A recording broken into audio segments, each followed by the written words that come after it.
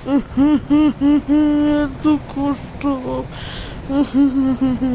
এত কষ্ট আমি কোথায় রাখবো রে পেল্টু? কেন দাদু, কি হয়েছে তোমার যে তোমার এত কষ্ট?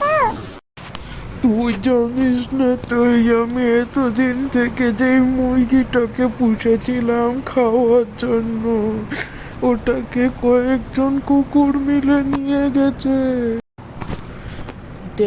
থাম পেল্টু, একটুখানি দেখি কে ফোন করেছে। হ্যাঁ, আমার একটা মুরগি হারিয়েছে। হ্যাঁ হ্যাঁ হ্যাঁ, ও ওখানে যে একটা চোর আমার মুরগিকে নিয়েছিল। পেল্টু দেখ, আমার মুরগি কোনো কুকুরে নেয়নি, আমার মুরগি একজন চোর নিয়েছে। ওই চোরকে পুলিশরা খুঁজছে।